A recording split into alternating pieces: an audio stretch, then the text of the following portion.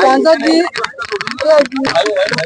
Media के भाइयों, आप सबका बहुत बहुत धन्यवाद है और आपके माध्यम से हम गाजीपुर और पूर्वांचल की जनता को और खास तौर से इंडिया गठबंधन के सभी घटक दलों के कार्यकर्ताओं को, नेताओं को इस चुनाव में जो गाजीपुर 75 लोकसभा क्षेत्र से 1,25,000 लगभग वोटों से जो जीत हासिल हुई है, जो 2019 के जीत के अंतर का रिकॉर्ड भी तोड़ दी है, उसके लिए हम गाजीपुर की जनता को और इंडिया गठबंधन के से संबंधित नेताओं कार्यकर्ताओं को, अपनी महिला टीम के नेताओं कार्यकर्ताओं को बहुत बहुत हार्दिक धन्यवाद और बधाई देता हूं। सांसद जी, किन मुद्दों पे लेके बीजेपी जा रही है और आप समीक्षा आप कीजिए। आपने मीडिया की बात कर रहा हूं,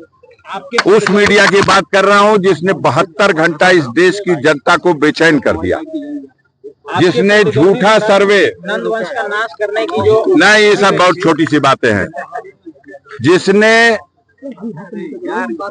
देश की जनता को जो फैसला जनता दे रही थी, ठीक उसके विपरीत अपने लोभ में, लालच में और षड्यंत्र में शामिल होकर के झूठा जो प्रोपेगेंडा करने के लिए एक सर्वे और एक एग्जिट पोल जो जारी किया गया, जिससे देश की जनता 72 घंटे तक बेचैन रही, उसके लिए मुझे बहुत अफसोस है। और कल भी हमने कहा था कि अपनी साख को बट्टा लगा करके अगर चौथे स्तंभ के लोग ऐसा कर रहे हैं तो उन्हें आगे आने वाले दिनों में पछताना पड़ेगा, क्योंकि देश की जनता की निगाह में उनकी विश्वसनीयता समाप्त हो जाएगी। भाजपा के 400 पार नारे को कैसे 400 पार की कलियां गिनवा देते रहो, 450, 450। आज उसकी हवा निकल गई। आज भारतीय जनता पार्टी अपने दम पर सरकार बनाने की स्थिति में नहीं है।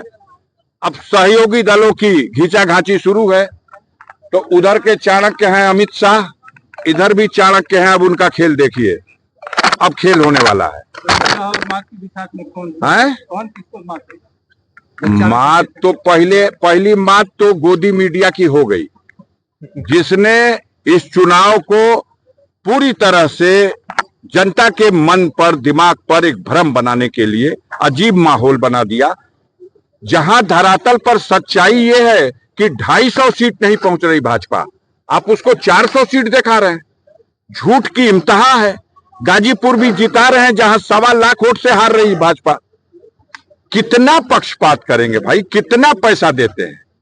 अभी हमारा एक चैनल है टाइम्स नाउ, उस कल तक अभी हद हो गई। अपनी साख को कितने में बंधक रखते हैं भाई, किस तरह से विश्वसनीयता खत्म हो गई है। ये सोशल मीडिया का जमाना है, हर हाथ में मोबाइल है और कोई भी झूठी खबर परखी जा सकती है, जांची जा सकती है।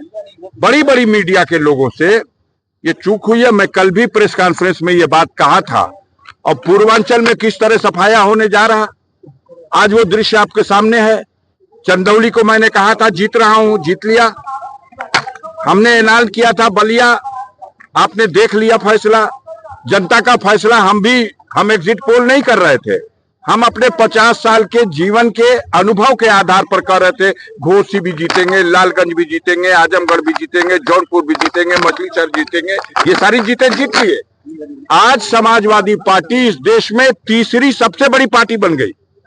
जिस समाजवादी पार्टी को एग्जिट पोल वालों ने अंडर 10 कर दिया था, आज वो समाजवादी पार्टी देश की तीसरी सबसे बड़ी राजनीतिक पार्टी है।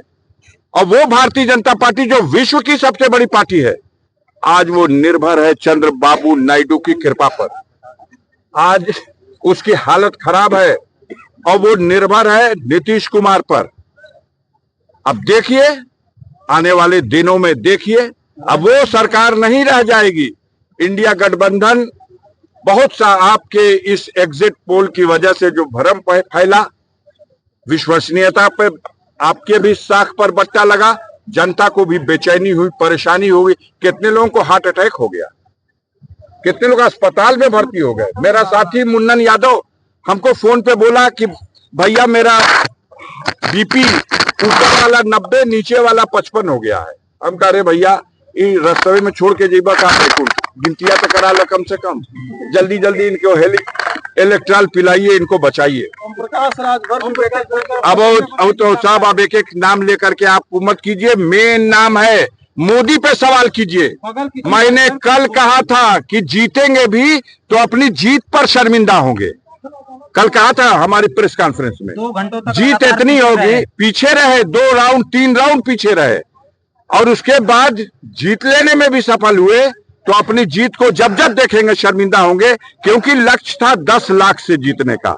विश्व का सबसे बड़ा नेता और चुनाव गिनती के दौरान हार भी रहा है। ये खबर फ्लैश होती थी, कैसा लग रहा था?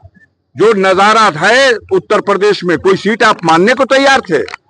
कोई सुनने को तैयार था कि अंबेडकर नगर जीतेंगे? हद हो गई। भगवान के नाम पर वोट मांगने वालों को भगवान का को पैसा लगा कि अयोध्या की सीट भी हार गए, फैजाबाद की सीट पर अवधेश प्रसाद समाजवादी पार्टी के परचम लहरा करके साबित कर दिए, अंबेडकर नगर की सीट, बाराबंकी की सीट।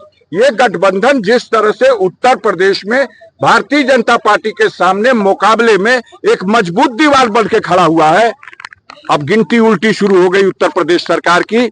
आने वाले में देखिएगा नंबर उनका है और पूरी ताकत के साथ ये गठबंधन भारतीय जनता पार्टी की जड़ें खन के फेंक देगा। जिन्होंने नफरत की फजा बना दी, जिन्होंने अहंकार के बल पर, अन्याय के बल पर जनता को डरा करके वोट लेने की कोशिश की, जनता ने उनका मुंहतोड़ जवाब दिया है इस इलेक्शन में।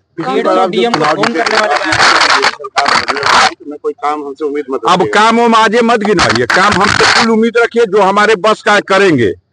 हमारी लड़ाई बंद नहीं है।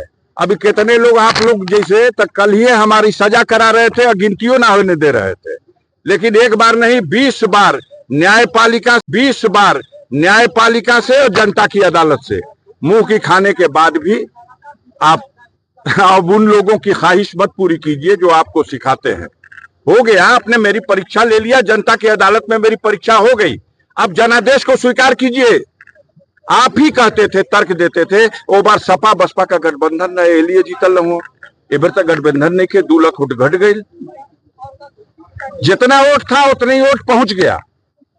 आप ही कहते थे कि अब ओबेर तो मुख्तार रहूं, उनका बाहुबल पे जीत ले रहूं लोग, एबर तो मुख्तार नहीं खा। क्या जवाब है आपके पास? अपने मन में पूछिए।